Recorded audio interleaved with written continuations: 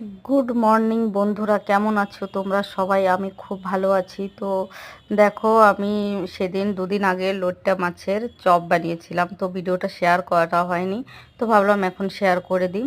তো দেখো, আমি লোটে মাছটাকে কেটে ধুয়ে পরিষ্কার করে নুন হলুদ মাখিয়ে নিচ্ছি।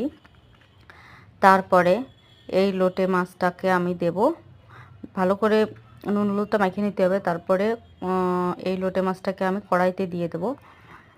দেখো, আমি বিনা জলে বিনা তেলে দিয়ে দিলাম, যেহেতু লোটে মাছ থেকে খুবই জল বেরোয়, তার জন্য আমি লোটে মাছটা খালি কড়াইতেই দিয়ে দিয়েছি। দিয়ে আমি ঢাকা দিয়ে দেবো। ঢাকনাটা তুলে তারপরে লোটে মাছটা সিদ্ধ হয়ে যাওয়ার পরে এর যে ভিতরে বড় কাঁটাটা থাকে সেটা আমি হাত দিয়ে তুলে নেব।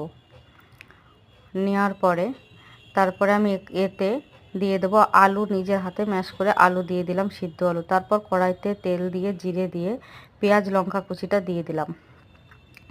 তারপরে পেঁয়াজ লঙ্কা কুচিটা দিয়ে আমি এটাকে ভালো করে নাড়াচাড়া দিয়ে তারপর এটা একটু ভাজা ভাজা হয়ে গেলে আমি তখন ওইটা মানে আলু আর লোটে মাছটা দিয়ে দিলাম কড়াইতে। এটা ভালো করে ভেজে নিতে হবে। পুরটা যেহেতু খুব সুন্দর, পুরটা যেমন তো রেডি হবে, তো পুরটা ভালো হলে লোটে মাছের চপটা খেতেও খুবই ভালো হয়।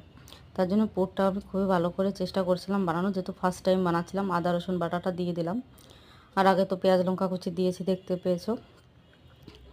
এখন এটাকে ভালো করে নেড়ে তারপরে এর একটু ভাজা মশলা রেডি করে নিয়েছিলাম। এতে ছিল ধনে, জিরে, শুকনো লঙ্কা আর গরম মশলা, গোটা গরম মশলা।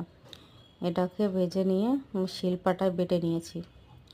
বেটে নিয়ে তারপরে আবার ওইটা কড়াইতে দিয়ে লোটে মাছটাকে কড়াইতে দিয়ে ভাজা মশলাটা দিয়ে এই দেখো চপ রেডি।